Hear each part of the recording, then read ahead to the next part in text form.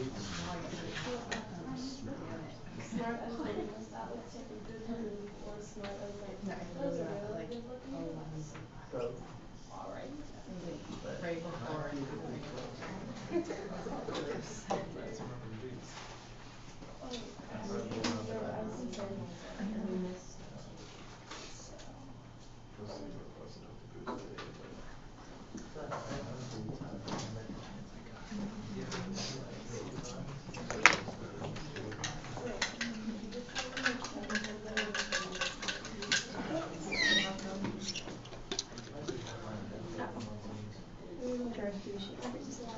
Alright, I think class has started.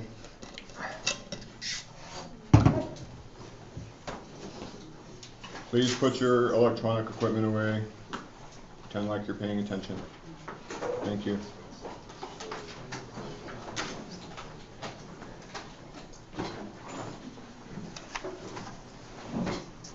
So was this Gerard thing clear for everybody? Alright. Can I ask you an honest question? Do you think he's full of crap? I think he needs more textual evidence. Yeah. Well, this is he's kind of a shaky character anyway. And what happened was, when he was young, he got a lot of renown for work that scholarly is not really up to snuff. But so what that did is that reinforced in his head that he didn't have to work, and that he could just coast by on his incredible brilliance, which turns out to either not work, or he wasn't really all that incredibly brilliant. But he's got this interesting idea. But yeah, I mean, his reading of Shakespeare is ridiculous. But I think it's a useful thing. You like that? Does anybody know what that is? Okay, well, this is a somatosensory homunculus. Can anyone spell that? Okay. What a somatosensory homunculus is inside of your brain. There's corresponding regions for all of your body parts, and they can actually sort of map it, and it looks something like this. It's a little bit. It's remarkably a lot like a person, but it spends more time on places where you have more feelings. So the fingers are big, the lips and the tongue are big. You know, the ears are big, the body's sort of, the feet kind of, but you know, like it's really hard to read Braille with your butt. Has anyone ever tried that? But with your fingers, it's a doable thing. And it feels differently, you know, when you touch things with your lips and when you touch things with your elbow, right? I didn't put the genitals on there. You'd think they'd be bigger, but they're really not that big. I think there's some sort of difference with the way that the nerves work on them or something. I don't know. I'm no expert, but it turns out that there's two of these. There's one for the somatosensory system and one just for the motor system. But it turns out that the one thing that your brain does is it creates maps and images of yourself, and different parts of your brain make different homunculi. Would it be homunculi? Mm-hmm. Yeah. Sure. Actually, you just act like it's confident and people believe you. Several homunculi, and they kind of get overlapped on each other, and you have like emotional homunculi, so you've got these different inputs, like a mirror is an input that you take into account and make an imaginary homunculi like that, homunculus, because then I'm just talking about one, and then you sort of build those up. So like people you want to be, people you think that you're like. So if you see, you know, like one of those bald white guys looking all tough walking down the street, you know, just looking like he's in a rap video, you can tell that he's got a gap between his homunculus, his imaginary identification, and what he really is, right? Or you assume that sometimes. I mean, I don't know. He could be like a gangster killer for all I know. But that's so it doesn't necessarily have to reflect reality, right? Is everyone on board here? Okay.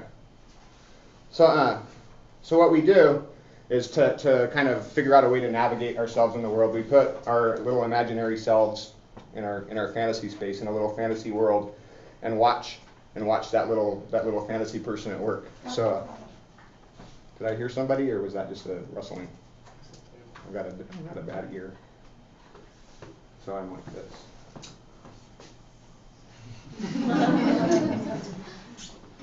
So and this is kind of the way. So you imagine yourself as a student, and then so it's easier to be a student.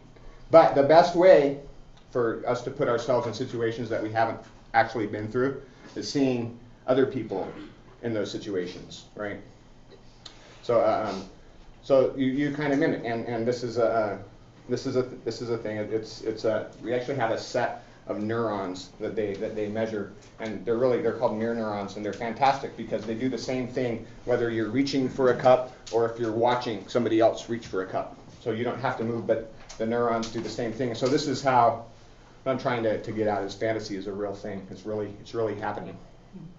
And so one of my favorite neuroscientists, Antonio Damasio, calls as-if systems, and they behave the same way whether they're doing, watching, reading, or imagining. And so we see lots of animals learn this way. Rats, for instance, will prefer the kinds of foods that they see a dominant rat eating, even if before they saw the dominant rat eating that food, that they didn't have a preference, or like so you have Cocoa Puffs and Fruit Loops, and like he initially likes Cocoa Puffs, but he sees the dominant rat eating Fruit Loops, and then after that they start going for the Fruit Loops, and so there's and this is good to do. So only if you do it for people that you perceive as dominant, right? Because if you do what they do, then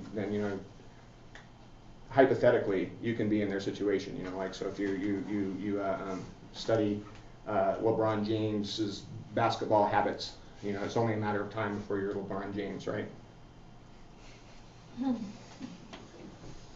Then this is where marketing comes in. Marketing takes advantage of this and says, oh, so if I buy LeBron James's shoes, but anyway, so this is a good thing. This is a good way to adapt. This is a good way to not just be, if you're from Arkansas. Is anybody from Arkansas? Right, Arkansas has like an astronomical 33% functional illiteracy rate, so I always make fun of them. One of my before I had this illustrious job, never mind. But so if we sobered up Gerard a little bit, and we actually said, well, like Gerard, instead of just sitting here just blindly claiming that all critics say X when in fact no critic has ever said that, and just stomping around like the angry old man that he is. He's actually really nice. I talked to him on the phone. He was going to come speak for the anyway, but he turns out to be kind of cool. But so we've got this hypothetical scenario. So X watches the behavior of dominant Y and mimes it in his brain's as-if system. So and his desire, X's desire, is to enact the fantasy to be like dominant Y. But what happens here? If you want to be like dominant Y, you have to eliminate dominant Y, right? Once you get to a certain verisimilitude in the fantasy and reality, to acquire object A. And the reason that object A is desirable is because dominant Y desires it, right? And then so X, on the one hand, kind of worships dominant Y, but on the other hand, wants to kill dominant Y, right? Makes perfect sense, right? So the thing that, and this is the thing that Gerard means, although he never really says it, is the way that the mimetic desire works is because it's not wanting the object, it's wanting so here's the object A. Got to try and make it look mathematical. And then we've got dominant Y and X. So, there's really nothing going on here, but X wants the desire of dominant Y, wants to be in the place. So the object really doesn't have anything to do with it. The real desire is for dominant Y. So I think that's clearer. That's clearer to me, probably because I said it, but that's clearer to me than Gerard puts it. All right. So that's that's the Gerard spiel. Let me make sure that I didn't miss anything. So the rat doesn't actually want the Fruit Loops, he just wants to be perceived as being... Yeah, it just wants to be Y. Okay. Yeah. So this is so in Gerard's, so the dominant Y in Gerard's reading was who? Yeah, ultimately Hermia, right? Because Hermia was, because he says that all four all four of the lovers are all in love with Hermia at the beginning. Wow, that's kind of an offensive sensory homunculus. And then there's just a series of displacements. So approximately, so the tool, the ultimate. All right. So who's the biggest tool in Gerard's? Yeah, because Demetrius wants to be like Lysander, who wants to be like Hermia, and at least Helena wants to just be like Hermia. So both Lysander and Helena are just trying to be like Hermia. And then so Demetrius is the bigger tool because he wants to be the person that wants to be like, right? And it's sort of, I mean, the thing that you always say about Gerard is that he's not wrong. You feel like okay. So did we have questions from the reading before we take the quiz? It's a pretty short quiz. Number 2, what is the single dynamic process that Gerard argues animates all 3 subplots? Mimetic desire. I forget the question, but it's the one where Shakespeare blank human desire. Yeah. According to Gerard. Yeah. Number 5. Number 5 is, what do Lysander and Demetrius attribute their sudden change of heart to? Yeah. Number 11 was the one about like fulfilled desire and stability, and I put the stability of unfulfilled desire and the instability of fulfilled desire. Is that right? The stability of unfulfilled desire and the instability of fulfilled desire. Right. Yeah. Okay. Yeah. Is the role of the father to be a paper tiger now? Yeah, he's famously, and he doesn't really do it in this, but like usually every 5 lines he like says something about Freud, like unlike Freud who believed that animals ate people. Yeah. The real qualities possessed by the erotic absolute. Anyone? None. None. There is no erotic absolute. Is that the same as number 1, 2? Is it none? Mm-hmm. What is the ethical relevance? Mm-hmm. I think so. I don't know. I just pull these offline, and I don't actually do any of the reading. Yeah. And then, what is the problem or with the idea of true love? Is was it that Oberon makes it sound the same as like false love, whatever? Yeah. Well, if all love is imitation through the Mimetic desire principle, then there is no true love because everyone's pretending to be in love with somebody else only because they're in love with them. Okay, that makes sense. Does anybody believe in true love? Define love. Well, see, that's it. You know what I mean. Mimetic desire. But isn't there like something that like pierces all this and just makes it all irrelevant? It's just like. Right. I had to practice a long time to be able to remember to say somatosensory. That makes it sound a lot smarter, doesn't it? Yeah. Those. It's amazing, just those little words you can just say, and then people's brain turns off after you say it, and people just assume that you're smart. Oh yeah. All right. Tell you guys because then you won't come to class. I guess you would anyway. Kind of have to. 2 reasons Gerard gives for Demetrius' love for Hermia. That Lysander loves her. And that she treats him badly. Yeah. I think so. What does mimetic desire do when it is thwarted? Intensifies. Yeah. How about when it succeeds? Yeah. Why does Lysander really abandon Hermia? She made it difficult. More or less. The permanent restlessness inherent in the mimetic principle. You're never satisfied. Yeah. It's a little loose on the theorization of that. What for Gerard is the erotic absolute?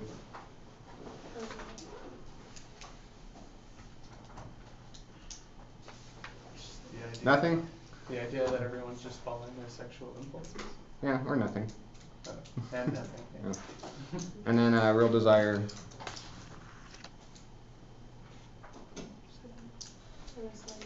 Yeah, there's a number of if you said something plausible along the lines of there's no such thing, or it really is just mimicking somebody else's desire, there is no original desire, something like that. Okay, so let's see if we can get out of the first freaking scene today. I do want real quick, because I want to, the theme of today is, so the first day we did the royalty and the overall, so now we're going to look at the lovers, and then on Wednesday we are going to look at the fairies and the clowns. So I said to Mark Aegeus's speech, and just a couple of things. Just pull out your text and mark where you're going to need. This might show up on a test. Can I get a reader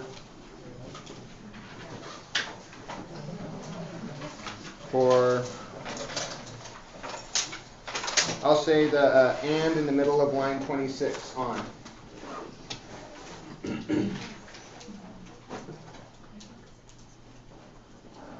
I'll do it, but I'm going to make it all crazy.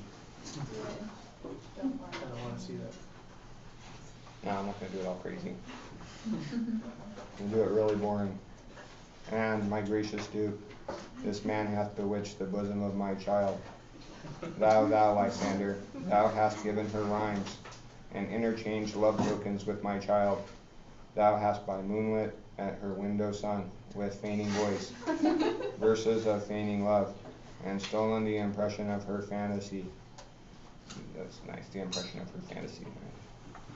With I think it's fancy in the original text, by the way. With bracelets of thy hair, rings, gods, conceits, knacks, trifles, nosegays, sweetmeats, messengers of strong prevailment in unhardened youth. He's referring to the frontal lobes that haven't hardened yet until you're about 22. With cunning thou hast filched my daughter's heart, turned her obedience, which is due to me, to stubborn harshness. Okay, so what did we learn from that incredibly? Actually, I think that reading kind of gets at it. So we learned some. We can sort of dismiss his perspective on it and take out his value words. But what do we know about Lysander and his macking game? Well, he's been doting on her for quite a while with all sorts of gifts and buying her all sorts of stuff. Yeah. So what does that tell us about him, though? Does everybody use those tactics to get women? No. It's just loaded, and he's used to it. It's practice. It sounds like. Yeah. So it's kind of so we know that everybody read Romeo and Juliet in high school, right? Mm-hmm. So then you heard the obligatory about how the Petrarchan cliche of the Petrarchan lover, and everybody was already bored with it, which actually isn't true, because like Romeo's a badass. He kills everybody, and he's just like, and he's such a badass about it because before he kills everybody, he says, "So remember, I loved you." So it's just so I don't really know like the amount of. I think it was kind of okay to be emo, but anywho. So but Lysander's that guy and Hermia's that girl, right? And we see that they really their imaginary fantasy land is colored heavily by literature that they've read, right? So let's look at that. And I think that would turn the page. Okay, yeah, 131. Starting on page 7 goes to page 8. Now I'm going to need either one or two people to. I've already gone. I'm losing my voice. I need two people. I need a Lysander and I need a Hermia. Hermia, give me a Lysander. Lysander. What are we on, 130? Yeah, right under Lysander. We'll start with Lysander's Aine.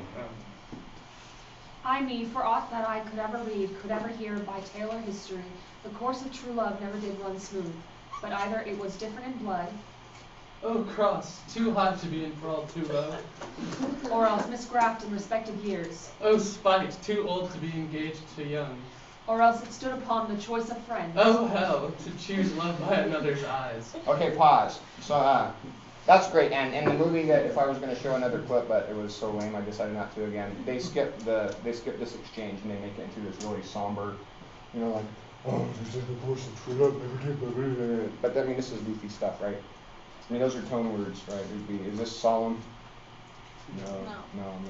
I'm reading the question. I'm doing false Socratic inquiry here. So this the O. Remember what I told you about the O? Signal the change of desire. Yeah. So and flaming up here. So we're getting O's. So he's telling her what she wants to hear. And but what exactly is he telling her that gets her? What's he effectively doing? Is he saying, "Oh, tomorrow we'll get to be together," and she's like, "Oh." You can look at the text. You might be able to read it from my countenance. You need to start bringing your books or printouts or whatever. All right, so he's so first he says the course of true love never did run smooth, but there was a difference in blood. What's the difference in blood? Changing heart. No. Royalty versus a Right. So this is an obstacle. So so they're going in their imaginary world, and he's kind of guiding her along. He gives an obstacle of how this can never happen, and her response is, oh, she gets turned on. Oh, you can't do it. And then he really gets her going. Misgaffed in respective years, we can't marry because of the year we're different ages. Oh! Our parents won't let us get married. Right? So then, can you do the next line there, Lysander? Yeah. Or if there were a sympathy in choice, war, death, or sickness did lay siege to it, making it momentary as a sound, swift as a shadow, short as any dream, brief as the lightning in the collied night, that in a spleen unfolds both heaven and earth, and ere a man have power to say, behold, the jaws of darkness do devour it up, so quick bright things come to confusion. Fabulous reading. So what happens in this? What happens in this little line? So if there were sympathy and choice, what happens? So what does sympathy and choice mean? If they let us choose.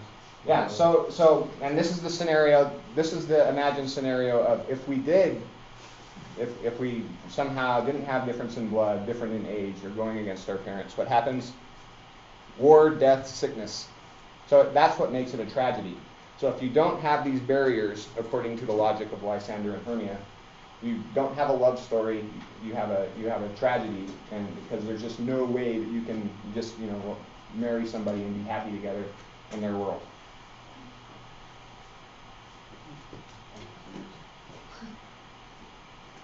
You're confused, or they're confused? They are. Yeah. But so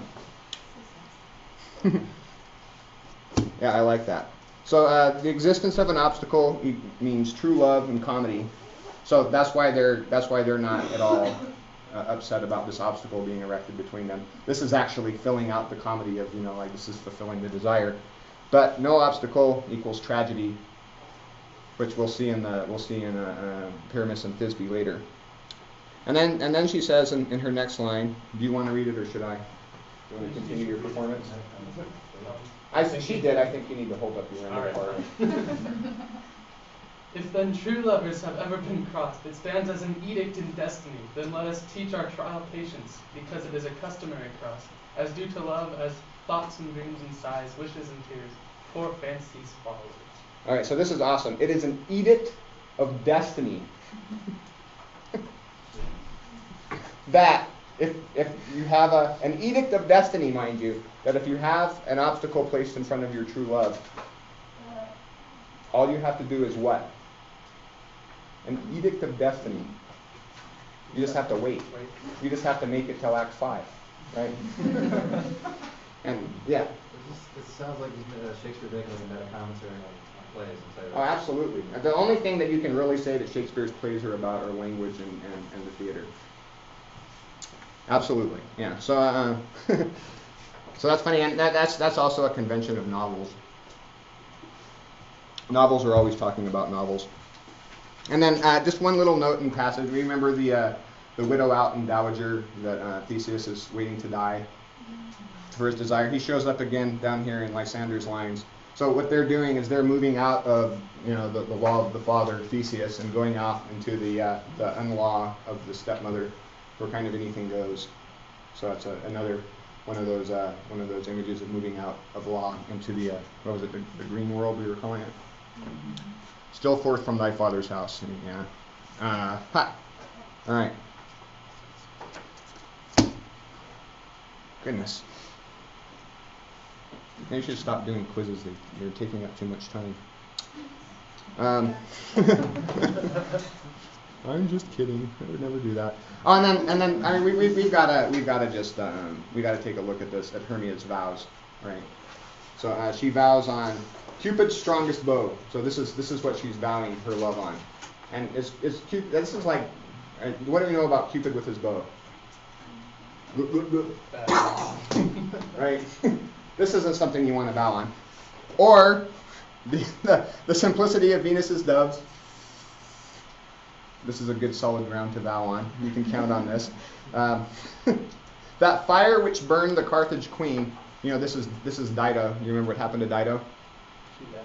Yeah, she her man Aeneas left her to found Rome, and she threw herself on a fire and burned. So this is another good thing to vow your She is confused. So let's go to page 42, just real quick. Haha, we're out of Act 1. But so this is when Hermia gets left by Lysander or Lysol, and Demetrius shows up. And this is another thing. Remember when you're reading Shakespeare, if a character has no idea what's going on, their first interpretation that they give of whatever's going on is actually what their fantasy is. So, and I mean this works. So, like if you're a person going around absolutely convinced that the aliens are going to invade Earth, and then there's a flash in the sky, what's the first thing you're going to think? Aliens. Right. So Hermia, when confronted with Demetrius, the first thing that she thinks is that Demetrius killed Lysander and is going to kill her too. So this is her fantasy, right? What a screwball. I mean, not to put too fine a point upon it, but yeah, so 3 to 45 on it says, yeah, we've got to kind of crank through this though. You get the point, right? So I mean, her fantasy is, I mean, there's only two interpretations that she says, because she's like, kill me, right? And which is another interesting thing. But so either your only two possible interpretations are that like that she's so heartbroken that she doesn't want to live, but as Rosalind tells Orlando in a later play, I think it's As You Like It. Men have died and worms have eaten them, but not for love. It's profound. Or, this is what she wanted all along. But we got to get to the fun one. Because who I think the fun one is. Let's go back to page 9. You can't escape that stupid first scene. Oh, Helena. So she starts off with a Can I get a Helena?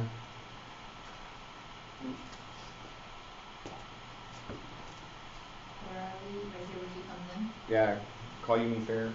Call you me fair? That fair yet unsafe. Demetrius loves you fair. Oh, happy fair. Your eyes are lodestars and your tongue sweet air. More tunable than bark to shepherd's ear. When deed is green and hawthorn buds appear. Sickness is catching, oh, were favor so.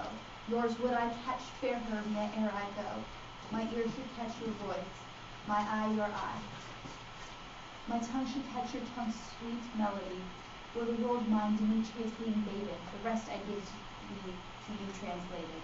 Oh, teach me how you look, and with what art you sway the motion of Demetrius's heart. Okay, so this is a excellent reading. This is your classic Gerard situation, right? I mean, she's over-identifying with dominant Y, and she's like, well, what are you doing to get the thing that I want, right? So it's pretty. So, you know, so how do we let's bracket Gerard nonsense aside a little bit, and so do we read, because this is just an ode to Hermia's beauty, right? This is like something Lysander would say to Hermia, right? So probably a good way to get her interested, I guess. I mean, she's into that. Is that how everybody read it, or did you just kind of Okay. But so is she mocking her with all of that? So I guess every head direction, but of course I might be filtering because I agree. So the rest I'd give to be you translated. What does that mean? I want to transform into you, right? Lots of translations going on here. I think that's what the footnote says, right? Yeah, transform. But there's some problems. I just want to point this out, that she attributes Demetrius's love for her to her beauty, but 27 lines later we know that she doesn't really think that Hermia is actually hotter than her, right? So then we've got this. This great advice that you want to keep being Helena, and I'll be Hermia. Okay. So I frown upon him, yet he loves me still. Oh, that your frowns would teach my smile such skill. I give him curses, yet he gives me love. Oh, that my prayers could such affection move. The more I hate, the more he follows me. The more I love, the more he hateth me. All right. This is good advice, right? So this is has this been anybody's experience with yeah, you've seen this in action? Why? I mean, I want to take a vote. Do people really like people that don't like them? Depends on the person. Maybe it depends on the person. So why do you think this is this doesn't make any sense. The whole you want what you can't. We need validation. We need validation. This one, and then we want what we can't have. Okay. And the thrill of the chase. You got something else? It makes it seem better we can't have it. Right. So I think that we can. Like, let me write these down because I get confused. So we got thrill of the chase. Want what we can't have.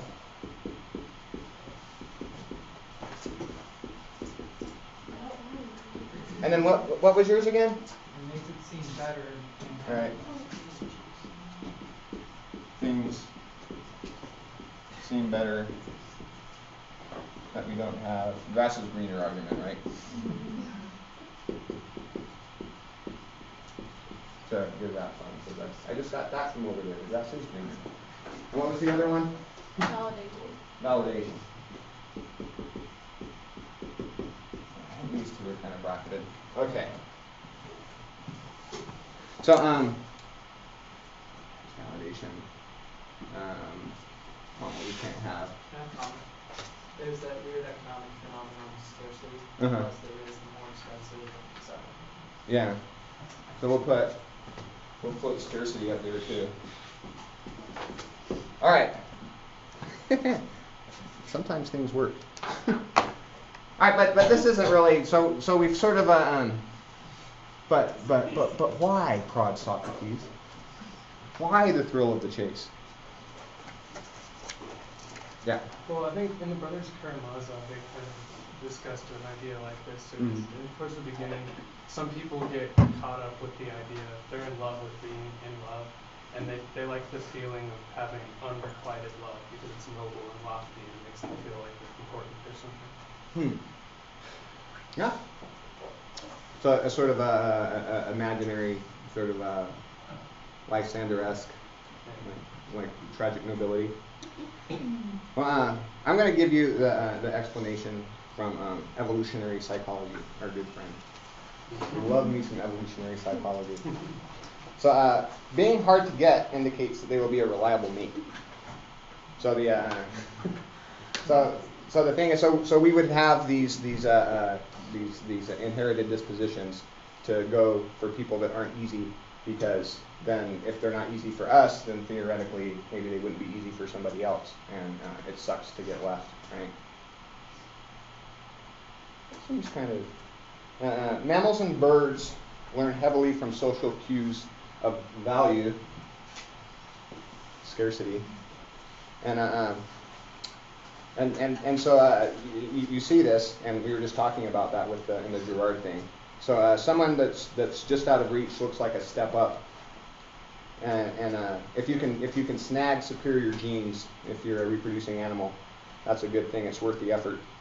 And if the person that doesn't like you seems reliable to you, so you think that that they're worth listening to, then his or her opinion that she's too good for you might register as solid information that you want to make use of in your mating decisions.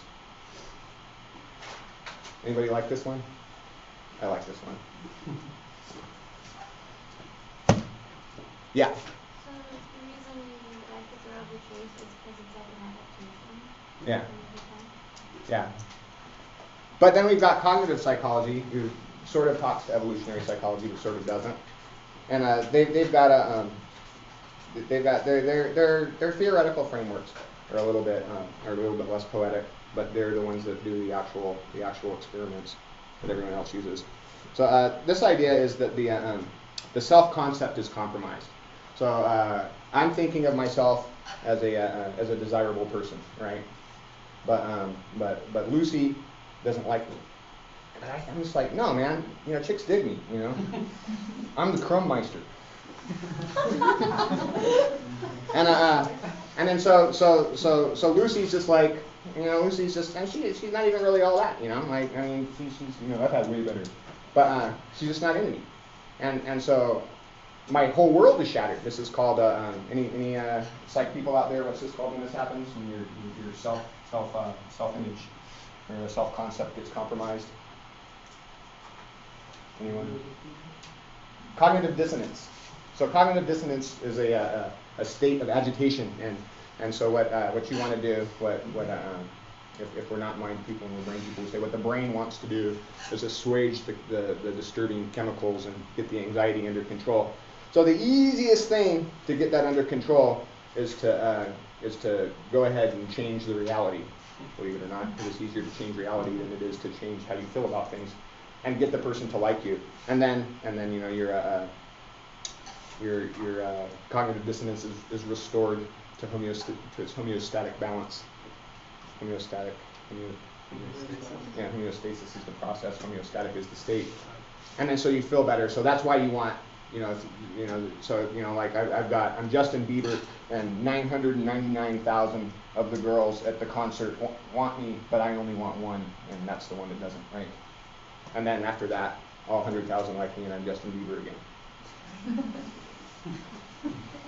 And then if that doesn't work, that's when you start getting to the excuses, like, oh, Lucy, oh, she's a lesbian, that's why she doesn't like me. Or, like, or your friends, just, dude, you're just such a good person, and she just doesn't see it, And you start doing that. This is the second line of defense.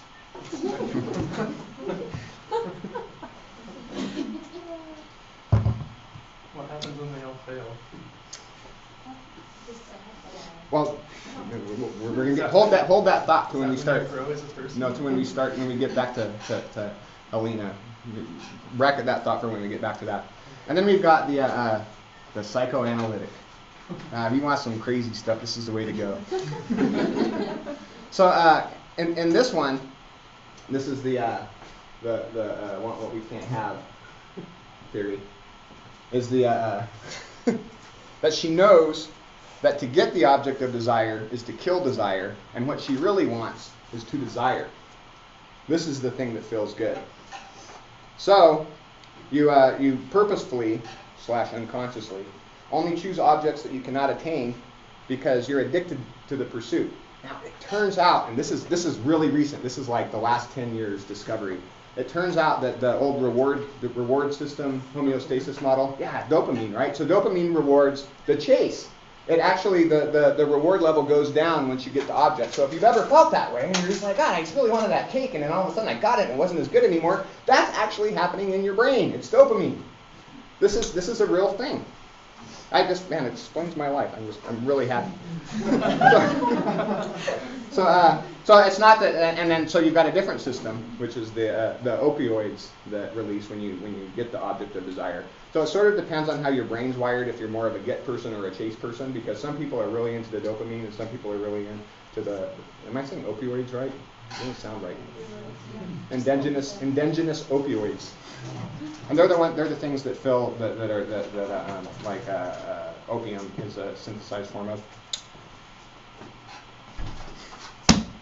So everybody knows that the honeymoon ends, right? So we all know this, right? Does anyone think that maybe their honeymoon's not going to end? Well, not that my honeymoon won't, because I don't know. But let's be real. But my parents are actually like disgustingly in love. Like It happens. It's gross. Yeah, so they've got that. So they've done the thing with I told you one of the first days of class that they can look at your brain, and your brain actually functions like you're on methamphetamines when you're in love. And typically it lasts between 6 and 36 months. And really, your rational system is shutting down. This is why your friend that's in love is such an idiot, right? But some people, and when we figure this out, right? Some people they've been married 40 years, and the same thing happens to your parents are just high. It's been a ride. But back to the. That's probably the thing, right? Is probably they do things that make things interesting, but we don't.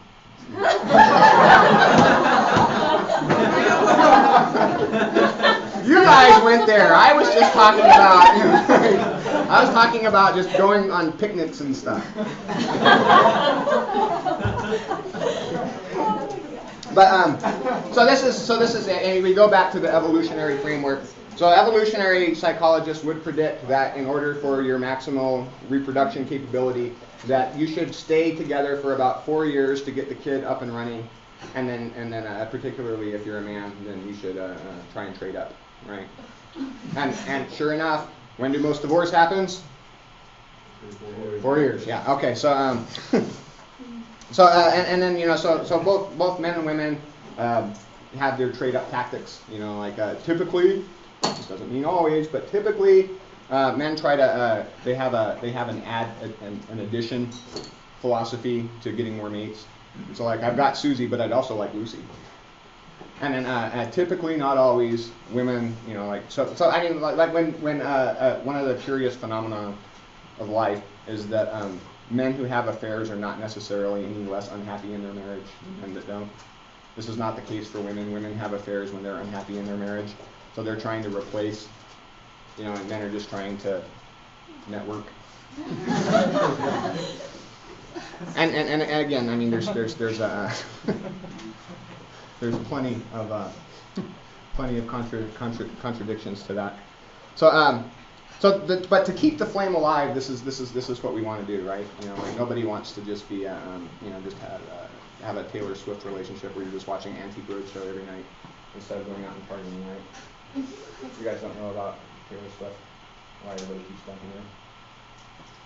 She's just really lame, and she always wants to watch Antique Roadshow. She's nuts, dude. She's totally nuts. She's she's the new Lindsay. I'm just feeling sorry for Lindsay now. I don't even want her to crash and burn. Just So there's 3 different strategies you can. 3 strategies to keeping love alive.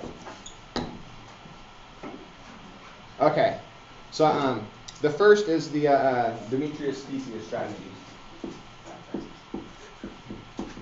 which is what?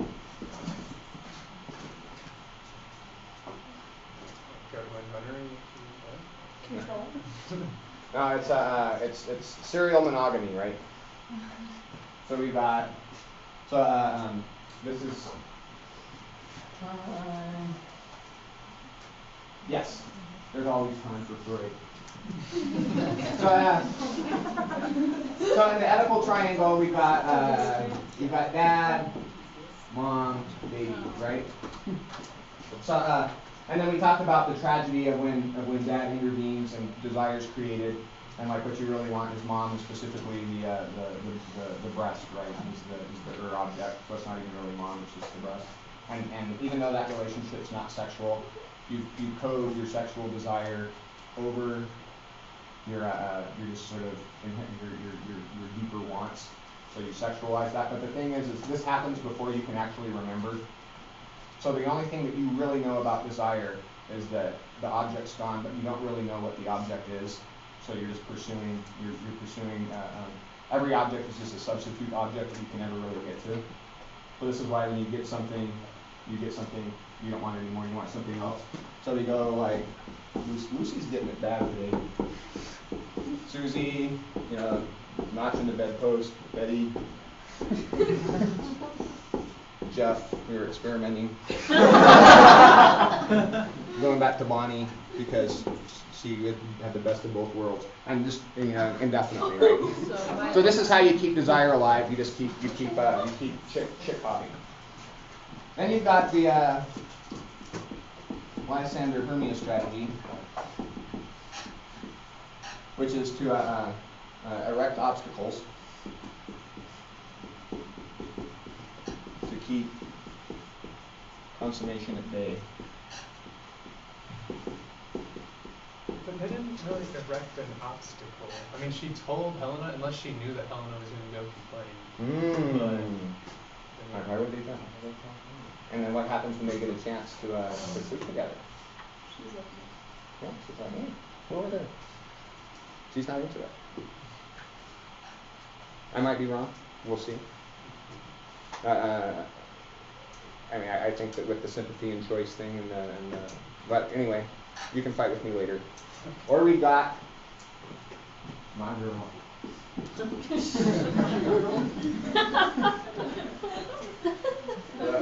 The Helena strategy. So, do you know who Tantalus is? He's in Tartarus. He's I forget what he did. He did something. Oh, he ate the food of the gods, and his punishment is he's in Tartarus, sitting in a pool, really thirsty, and every time he tries to drink, the pool drops, and then he's really hungry and there's all this fruit, but he's just out of reach. So for most people, this is hell, but for Helena, this is heaven. I mean, this is just laying on the dopamine thing, right? So instead of this get the object thing, you've got the object of desire, and what you want to do is circle it kind of in an elliptical fashion. So you never get there, but half the time you're getting there. So what this does, this is what we call in psychoanalysis, movement from desire to the drive. Now, the drive never gets its object. It has an object. It never gets its object. But unlike desire, which can never be satisfied because it goes against the definition. Like to desire something is to want it, and to have something is to not want it. The drive is always satisfied. As long as it can keep swirling around its object, it's always happy. So it doesn't want to hit the object. It's kind of related to this, but kind of not. And we can see that it's so like the difference is like so say you're really into hamburgers, right? And you're really hungry, and you eat a hamburger and you bite into the hamburger. So on the one hand, you're getting your nutrients, right? So this is desire, right?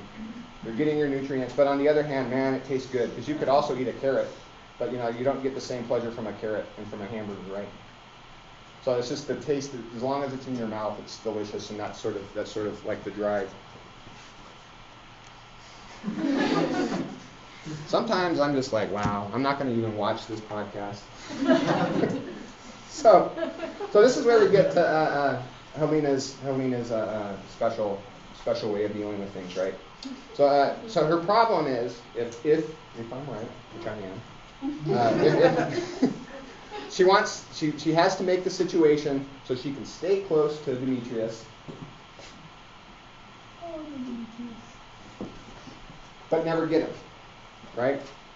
And so you get to like what does she do when I'm going to go ahead and say that I've read enough Shakespeare that if Helena took Hermia's advice and shunned him, it would work, right? So why doesn't she? Is she an idiot? She doesn't seem like an idiot. Let's look at her plan on page 11.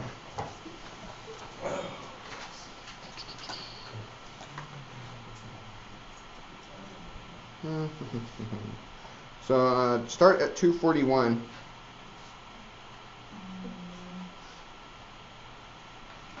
So the boy love is perjured everywhere, for ere Demetrius looked on Hermia's eye, he hailed down oaths that he was only mine. And when this hail some heat from Hermia felt, so he dissolved, as showers of oaths did melt. I will go tell him of fair Hermia's flight, then to the wood will we tomorrow night pursue her for this intelligence.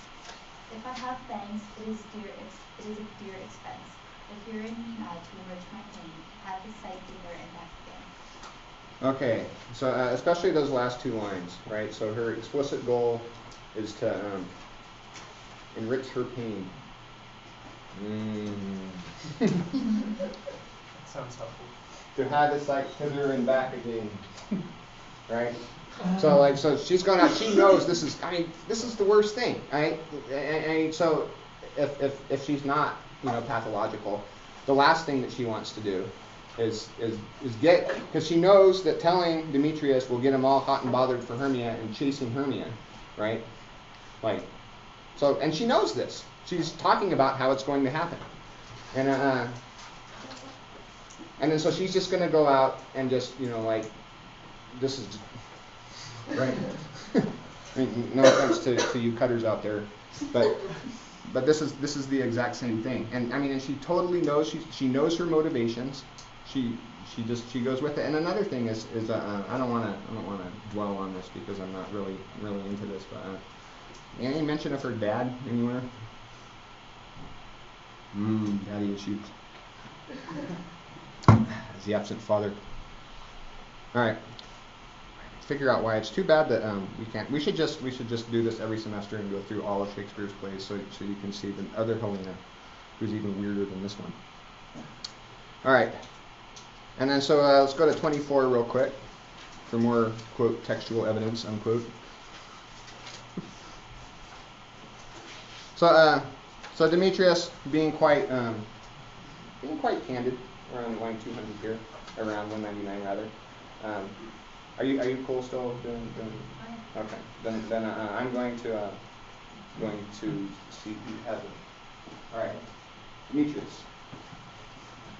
Do I entice you? Do I speak you fair?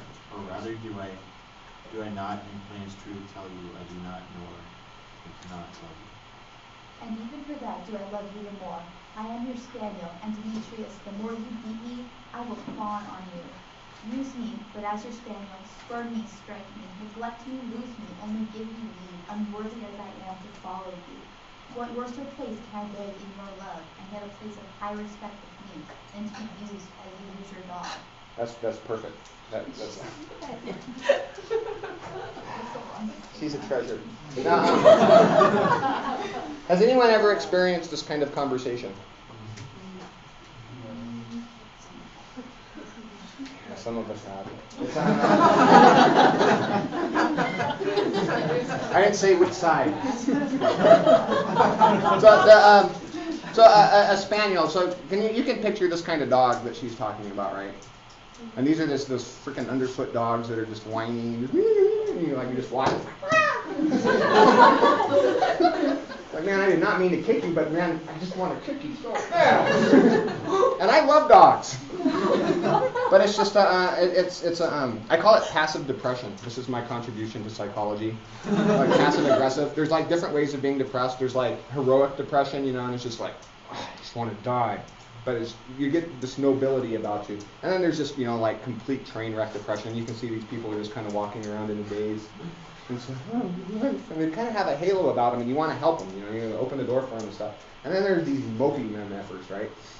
They're sort of, no, I'm fine. Can I get some water? But this is passive depression. So if embrace your depression, and then people will like you, or at least open doors for you. But so when he says, like point blank, I mean, this is just, dude, I'm just not into you, and even for that, I do love you the more. She's totally serious, right? So what her strategy here is, she's making it very, very clear. She's not an idiot. She knows that. I mean, knows unconsciously knows that this is not how you seduce people. This is not it. Has anyone ever been successfully seduced by the "I want to be your dog" strategy? There's a great Jens Lekman song. The song he says that when I said I wanted to be your dog, I wasn't coming on to you. I just wanted to lick your face. It's a good song.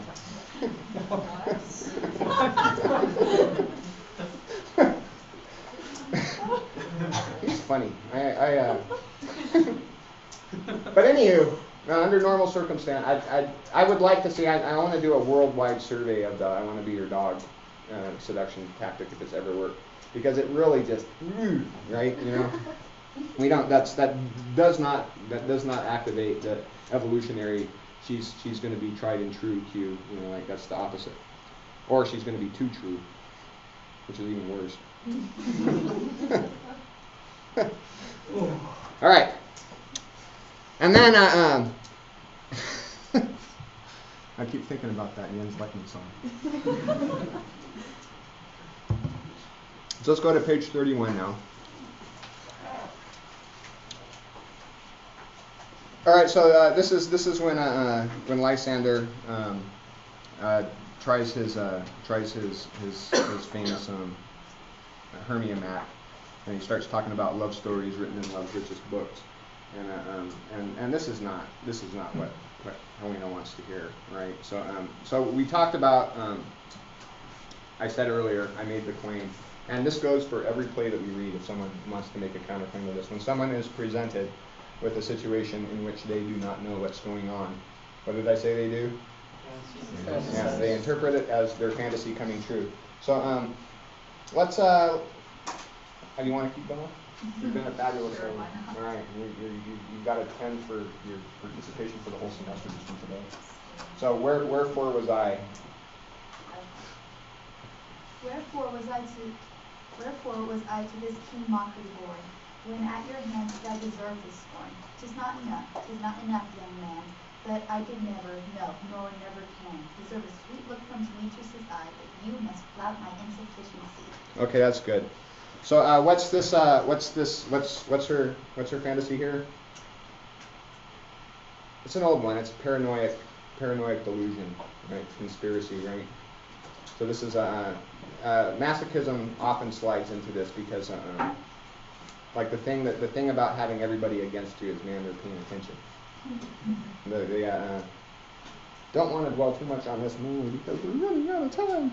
But and I mean, then this is great because this is right after, and we'll talk more about this next time. But Lysander's claimed that the fairy juice has inspired reason for him, and this is belief-based reality. That have you ever noticed that people believe things first, and then their arguments for it? They've already made their decision, but they'll argue.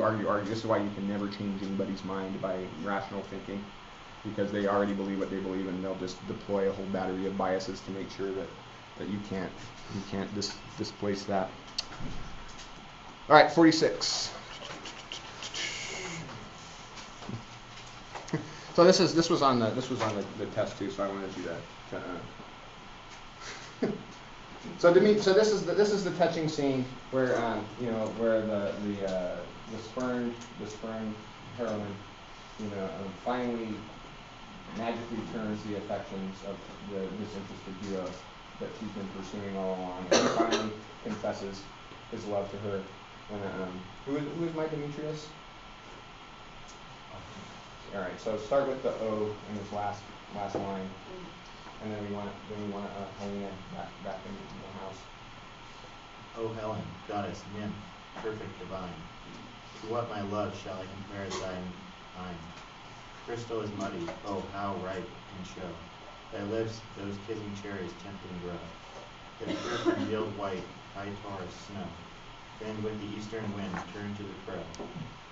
When thou holdst up thy hand, oh let me kiss this princess of pure white, this seal of bliss.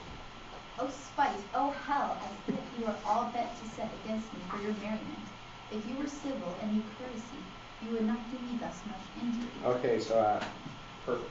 So again, we talked a little bit about this. This is that's a weird thing to say when you finally get your way, unless you're really into this thing, right? So this is, like getting Demetrius was just a catastrophe, right? And so what we can say a lot of things about Helena in the first half plus of the play. Like she's miserable, yeah, whatever, but she's really energetic, she's really engaged, she's really alive. After this happens, her just balloon gets popped, right? And we're not going to see her happy again. Like all she does later in the play after this is she goes to sleep and gets up and well, let's not take my word for it.